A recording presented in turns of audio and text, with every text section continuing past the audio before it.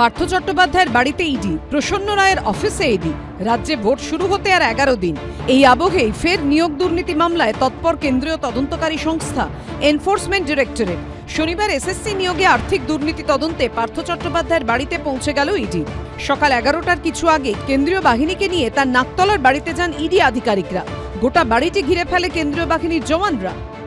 SSC নিয়োগ দুর্নীতি যে টাকা একেবারে চলে গেছে, দুর্নীতি হয়েছে, সেই টাকা একেবারে যে শুধুমাত্র যে লিকুইড মানি তা নয়, একেবারে সেক্ষেত্রে বিভিন্ন শেল কোম্পানি খুলে, ভুয়ো কোম্পানি খুলে সেই টাকা বিনিয়োগ করা হয়েছে। এক্ষেত্রে কিন্তু ইডি মনে করছে যে গোটাটার পিছনে যে আর্থিক যে তছরূপ, আর্থিক যে মানি লন্ডারিং, এইটা কিন্তু পিএমএলএ অ্যাক্টের মধ্যে পড়ে বলে তারা মনে করছেন। প্রাথমিক নিয়োগ দুর্নীতি মামলায় দীর্ঘ প্রায় 19 ঘন্টা জিজ্ঞাসাবাদ ও তল্লাশির পর 2022 সালের 23শে জুলাই এই নাকতলার বাড়ি থেকে পার্থ চট্টোপাধ্যায়কে গ্রেফতার করে ইডি। প্রায় 3 বছর 3 মাস জেলে বন্দী থাকার পর গত বছর 11ই নভেম্বর জামিন পান তিনি।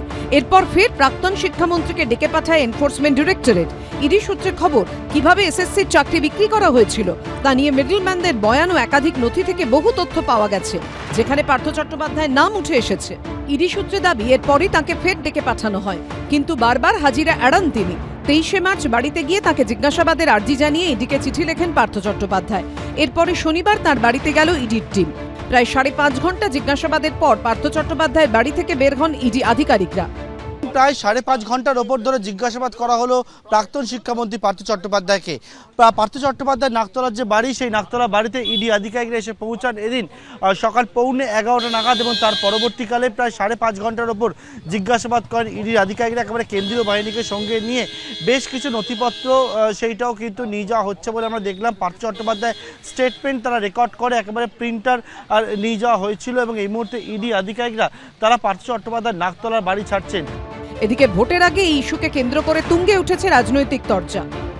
তদন্ত অনেকদিন ধরেই চলছে, মাথাকে ধরুক।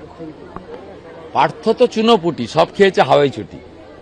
পার্থ টাকা তুলে তো মুখ্যমন্ত্রীকে দিয়েছে, ওনাকে ধরছেন না কেন? পার্থ চট্টোপাধ্যায় গ্রেফতার হয়েছিলেন 2022-এর জুলাই মাসে এবং ছাড়া পেয়েছেন আজ থেকে 3 মাস আগে। এতদিন রাখলেন, আবার কি জিজ্ঞাসাবাদ করবেন? পুরো জিনিসটাই হচ্ছে ভোটের আগে একটা ন্যারেটিভ তৈরি করা। অন্যদিকে পার্থ চট্টোপাধ্যায়ের ঘনিষ্ঠ নিয়োগ দুর্নীতি মামলার মিডলম্যান প্রসন্ন রায় নিউ টাউনের অফিসেও এদিন হানা দেয় ইডি। যদিও সূত্রের দাবি, এদিন অফিসে ছিলেন না প্রসন্ন রায়। নিয়োগ দুর্নীতি তদন্তে 2022 সালে মিডলম্যান প্রসন্ন রায়কে গ্রেফতার করে সিবিআই। 2024 সালে প্রসন্ন রায়কে গ্রেফতার করে আরেক কেন্দ্রীয় এজেন্সি ইডি। বর্তমানে জামিনে মুক্ত রয়েছেন তিনি। পার্থপ্রতিম ঘোষ, সৌমিত্র রায় ও সুদীপ্ত আচার্যের রিপোর্ট, এবিপি আনন্দ। এবিপি আনন্দ, এগিয়ে থাকে, এগিয়ে রাখে।